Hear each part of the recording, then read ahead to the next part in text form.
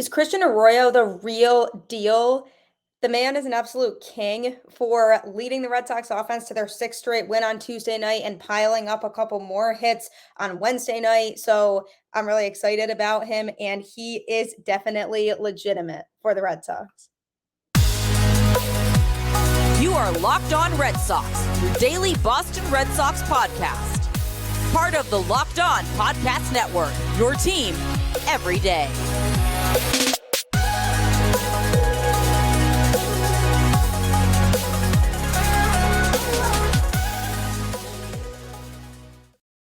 Hello, everyone, and welcome to Locked On Red Sox. Thank you so much for making Locked On Red Sox your first listen of every day. Thank you to everybody who tuned in for my debut episode of Locked On Red Sox. Welcome to the show. For those of you who don't really have a lot of background on me, I used to work at ESPN on their digital social team, so I've been covering sports for a long time now, not only in the Boston market, but all markets. I'm super passionate about the Red Sox and baseball. It's my favorite sport. Longtime fan over here. So I really look forward to bringing you some Red Sox content every day on your feed. So thank you very much for tuning in. And I can't wait to be part of this wonderful Locked On family that we have going on here. So this episode is brought to you by eBay Motors. A championship team is about each player being a perfect fit. Same with your vehicle. So for parts that fit, head to eBay Motors and look for the green check. Stay in the game with eBay Guaranteed Fit at ebaymotors.com. Let's ride. eBay Guaranteed Fit, only available to U.S. customers, eligible items only, exclusions apply. Welcome to the show. Happy Thursday, everybody. You're almost at the end of the week. You're getting there. Red Sox are playing great baseball right now. It's a good time to be a Red Sox fan. Welcome to Locked On Red Sox. Again, thank you for making it your first listen of every day. We have to start off this show by talking about Christian Arroyo and the big series he's been having. I'll also be diving into Corey Kluber and the fact that he continues to struggle, try to make a little bit sense of why he's still here. And also I'll share why James Paxton is a win-win. So Christian Arroyo, this man, finds out 20 minutes before game time on Tuesday night that he has to come into the game and not having any prep for the game on Tuesday. Imagine having to do that because Pablo Reyes was a late scratch and having to go into the game and not be prepared to play. And what did he do? No problem, Christian says. Goes 5 for 5 on Tuesday night. 5 for 5. A double, a home run, and 3 singles. Can you imagine? It's unbelievable. It's really unbelievable. He led the Red Sox offense that night, being responsible for 4 of the team's 10 runs. He's somebody who I'm concerned about with the injury history. Injuries kind of are still a little bit of a concern with him, but being able to go out there and do what he did and then to add to it on Wednesday night with a couple more hits. Christian loves hitting in Minnesota. It just is what it is. He loves hitting against the Twins throughout his career. He has very solid numbers against the Twins team and the Twins pitching staff. So it's been fun watching him play the last couple days. It was frustrating at first when he came off the injured list because he definitely was experiencing just, some soreness maybe of I've been away from the field for a little bit, not really finding his swing and having to go back to trying to find his offense again. And it really seems like he's figuring that out. Again, we're dealing with an infield that's been very up in the air this season. There's been a lot of changes within the infield, some movement going around ever since Story got injured. It threw off essentially what the middle infield was supposed to look like. We've experienced Kike playing shortstop, and that hasn't gone that well. We've experienced Pablo Reyes playing shortstop, which I really, really like. We experienced Yu Chang playing there, who also was playing well. So there's just been a lot of different scenarios that have gone on with the middle infield, and a lot of that has to do with injuries. But if you have Christian Arroyo in that middle infield, you can feel pretty good overall. Yes, he has his moments where he goes cold at the plate, but he showed me the last couple nights that I can still have faith in him to really, really be a reliable piece to the middle infield. Now, whether he's a long-term option there, I am not so sure, nor would I be surprised if he's not, with the young infield talent they do have in the system right now that could eventually take over. But I do think Christian's somebody who displays a lot of maturity at the plate, and he's really, really learning what swings he should be taking, what kinds of pitches he shouldn't be swinging at, and he just looks really comfortable in this Minnesota series, and it's great to see because the Red Sox offense needed something like that. They have been struggling all the way up until the last week or so, really, and they've been scuffling for runs. You look at that first series against the Yankees when they were scoring 2 or 3 runs, and the pitching really had to hold down the fort, and that's what won them those games. And then they go into the series against the Rockies and they score 6 runs 2 nights in a row against them.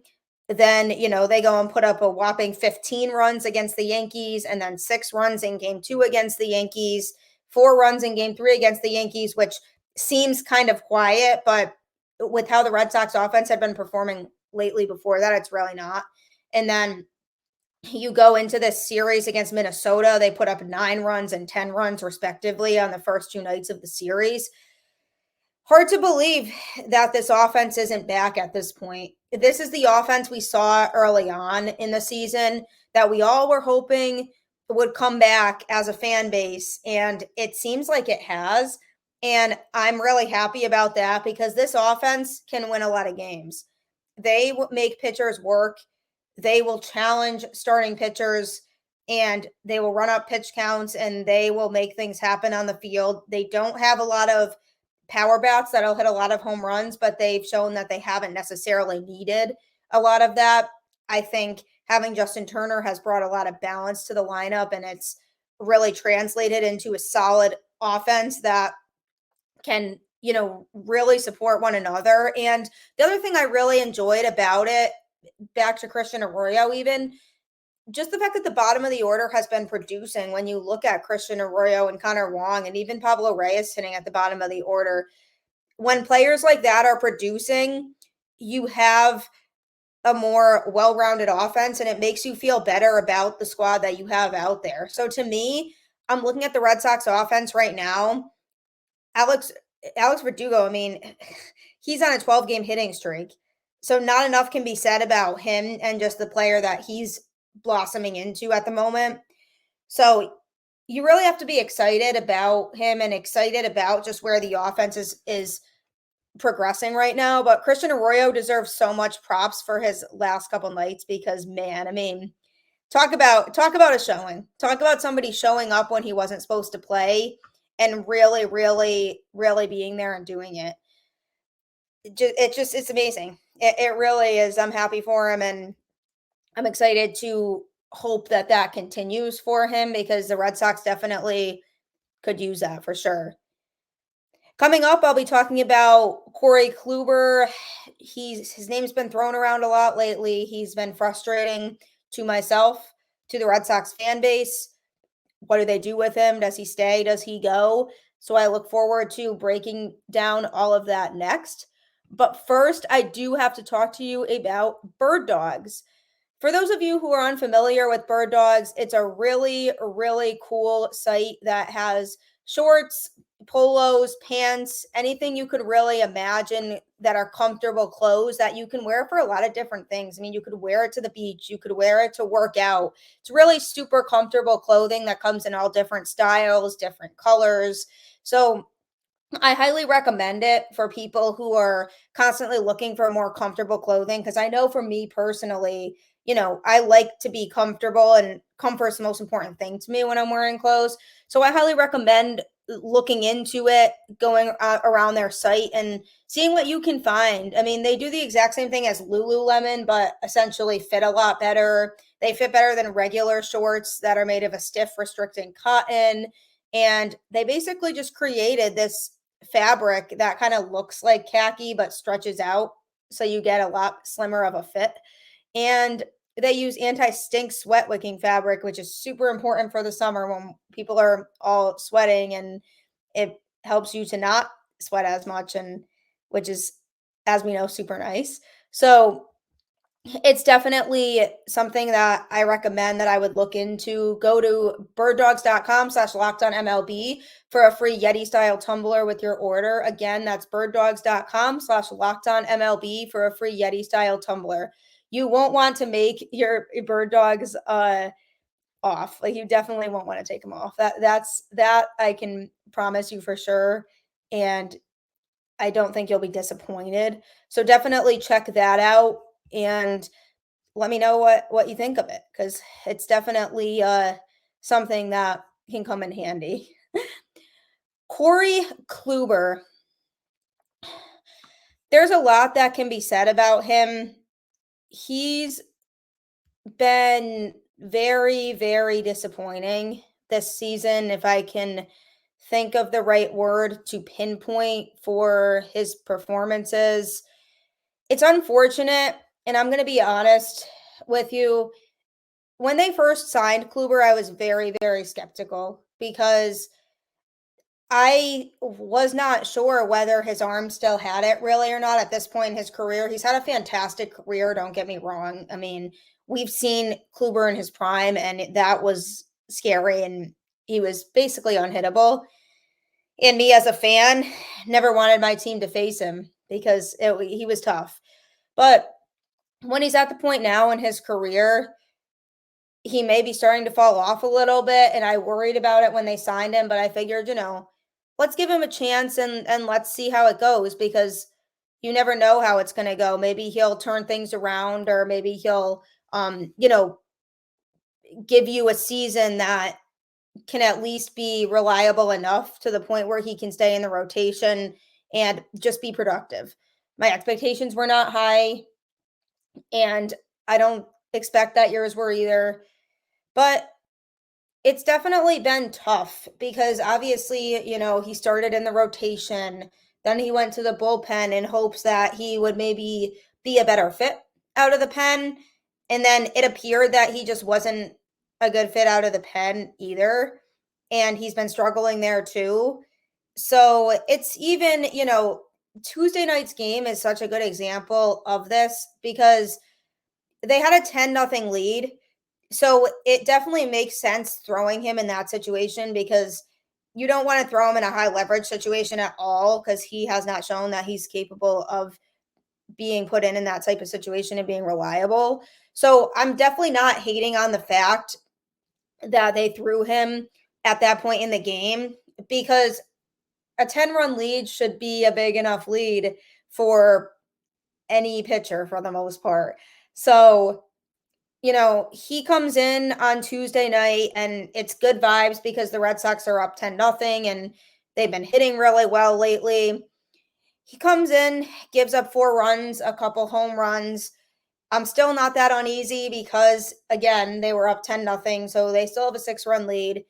So all of that is, okay to me, because I'm like, all right, well, at least they still have a big lead. But Corey Kluber, in his last 11.2 innings that he's pitched, he's given up 14 earned runs on 23 hits, and 6 of them being home runs. That's a rough stat. That's a really rough stat. And obviously, you look past stats when evaluating a pitcher's fit with your team and whether he's really turning out to be who you need him to be. And I think Bayo is a great example of somebody who, if you look at his ERA right now, it might not appear that he's been great, but he really has been showing improvement with each and every start. So you do sometimes need to look beyond stats to really get the full picture of what the pitcher is doing for your team. But Kluber, in this case, those stats are really who he is at this point. They really are who he's been. And it's really unfortunate because people like Kluber and respect Kluber around the sport. I mean, he's been around for a while and people acknowledge the career that he had. But to me, I think it's time the Red Sox really evaluate whether they feel like he's worth keeping on the roster. I definitely think a DFA is in the cards in the near future for Kluber. They tried it. It hasn't really worked out. And to me, I think his leash is tight at this point. They seem, and they've been sending a message throughout the season that they are trying to put together a contending team. And that might not happen right away. And they may or may not compete this year. They're very much on the border right now. But either way, whether that's this year or in the near future, they are trying to make moves in ways that they are letting go of players that aren't really cutting it here. And they've already pulled the plug on people already. And Ryan Brazier is the biggest name that pops into my head as somebody who just really was given so many chances here and it didn't work. And obviously Kluber hasn't gotten nearly as many chances as Brazier did when he was here. But at the same time, Kluber is such an experienced pitcher and he's been around a lot and we saw what he did have in the past. So I'm looking at the Kluber situation as, okay, you gave it the old college try, as they say, and it didn't work. So I do believe that a DFA certainly is in the cards. I don't think the Red Sox would be afraid to pull that plug. I think they are starting to realize that they have, other pitchers who can step up in those situations. The bullpen obviously has some downsides and some weaknesses, but they do have some pitchers who have been really, really solid in the bullpen. I think Chris Martin has been fantastic for the Red Sox, and that was a great pickup this year. Having a real closer in Kenley Jansen, he makes you nervous. He definitely makes you nervous when he goes out there because you're not sure exactly what version of Kenley you're going to get, but he is getting the job done for the most part. And that is what a closer does. That's why they're out there. And ultimately he's able to shut it down and get the job done. I mean, on Wednesday night, he came in the ninth inning with the Red Sox tied 4-4 and got the game to extras with a 1-2-3 ninth inning. He looked really, really sharp. And obviously they weren't able to take care of business in extras, but that's a story for another day. They have pitchers in the bullpen that can do it and have the capability. It's just a matter of what do they see Kluber doing going forward. And if I'm the Red Sox, I do see them actually deciding they want to pull the plug because it really was a low risk, high reward when they signed him, just because it really wasn't for that much money. It was a 1-year deal. It wasn't like they committed to him longer term. So if something like this did happen, they were already prepared for that and knew that that was a possibility. So to me, I don't think Kluber is here for much longer, but definitely please comment on the video if you're watching on YouTube or reach out to me on Twitter at Gabby Hurlbut 10 and let me know your thoughts on Kluber and how much longer do you think he's here? Do you think that they move on from him? Do you think they keep him for the rest of the season? What are your thoughts on that? I think there's, some discussion that needs to be had about him, and it is sad, but it is what it is. He's nearing the end, and I wish I could say something different, but that just doesn't appear to be the case. But coming up, I am going to talk about another pitcher who is on a different side of the spectrum and had some question marks coming in, and that would be James Paxton. He's really been making an impact on the Red Sox. The James Paxton situation is absolutely a win-win, and I will explain why next. But first, just please follow Locked On Red Sox at LO_Red Sox on Twitter. Subscribe to the show on YouTube or anywhere you get your podcasts, really, Apple, Spotify, Google Play, wherever you prefer to listen to podcasts, give it a follow. I'm also around on social media at Gabby_Hurlbut 10 on Instagram. I enjoy doing polls on Instagram, not just Red Sox related, but a lot of the time just to start discussions with people and see people's thoughts on things. So definitely give me a follow at Gabby Hurlbut 10 on Twitter. I am constantly tweeting during games. My mood is very, very based on how the Red Sox are playing, which I think you can relate as well. So follow me, converse with me. I love talking to people and I love getting people's opinions on different things that are going on. So give the show a follow, give me a follow. I look forward to interacting with you and seeing you all and your thoughts on Kluber. James Paxton, on the other hand,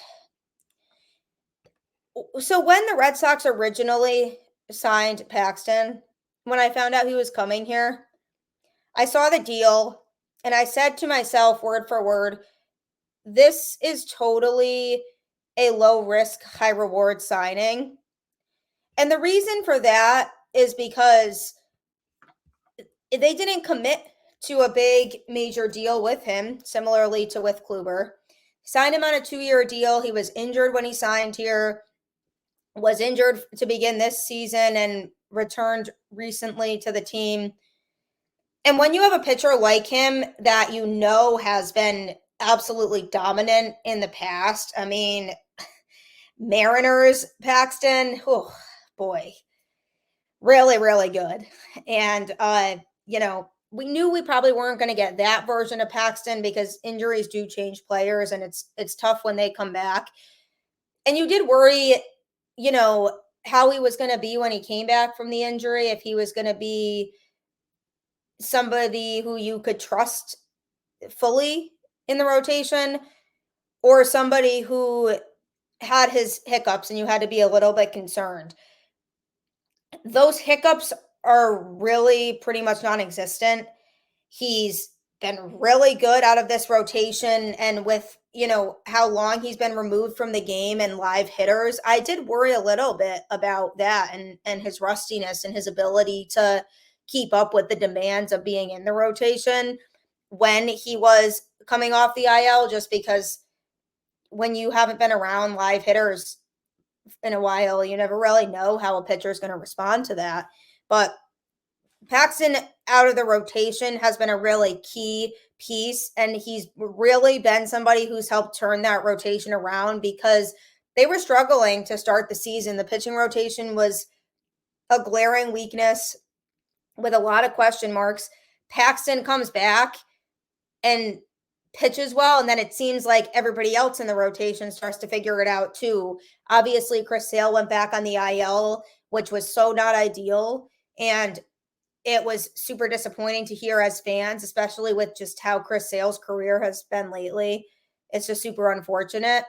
But then you have Paxton who comes in and isn't necessarily making up for it because Chris Sale's Chris Sale, but he's really been somebody who you can say has kind of helped lift our spirits as Sox fans from missing Sale because of how well he's been pitching. And when they signed him, this is exactly what they were hoping for from him. Somebody who can come in and be productive, even if it's only for half a season and it's going to end up being, maybe more than that, which we'll get to in a minute. But what he's been doing for this team has been better than what I expected going into the season. He has a 32.7% K rate, which is very good. 3.29 earned run average. His most recent start against the Twins, 6 innings pitched, 3 hits, 3 runs, including a home run. His last start before that versus the Rockies, 6 innings pitched, 4 hits, 1 run, 0 of them earned, and 8 Ks.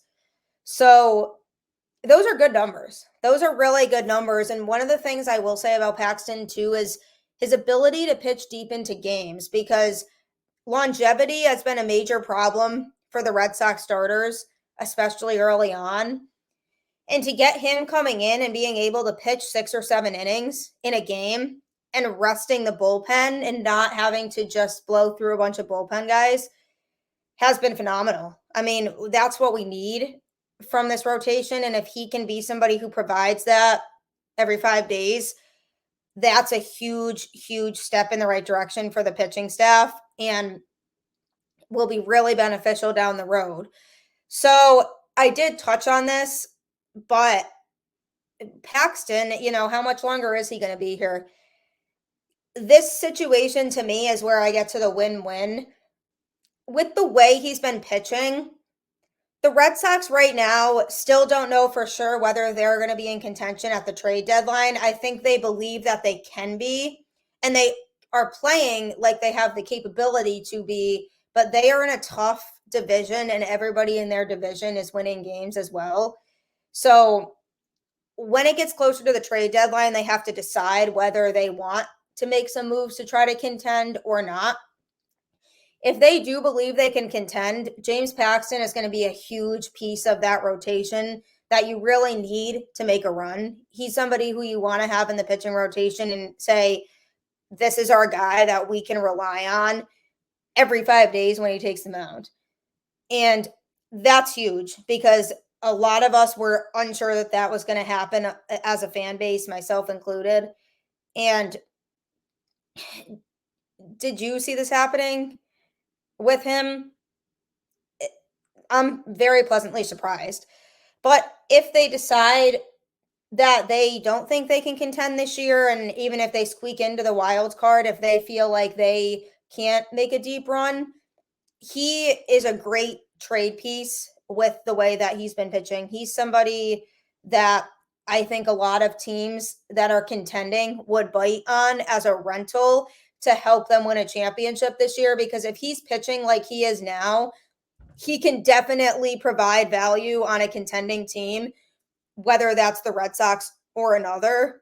So I'm looking at that situation with him as if he keeps pitching like this and they decide they can't contend, they can definitely flip him for some solid young pieces that they can build around in the future. And as we know about Chaim Bloom, he takes a lot of pride and value in his ability to identify talent within the system, especially at the minor league level.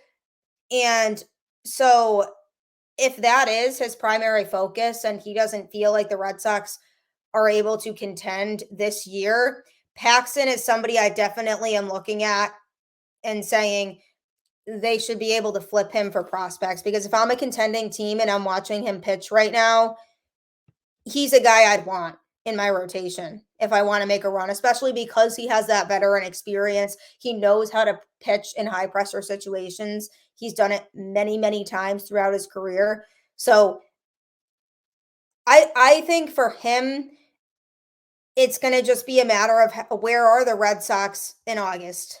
Are they at the point where they realistically can contend or not? Are they at the point where it makes sense to keep him or not? But either way, it is a win-win for the Red Sox, because I do believe that if it's not the Red Sox, a contending team would be willing to give up some solid prospects for him.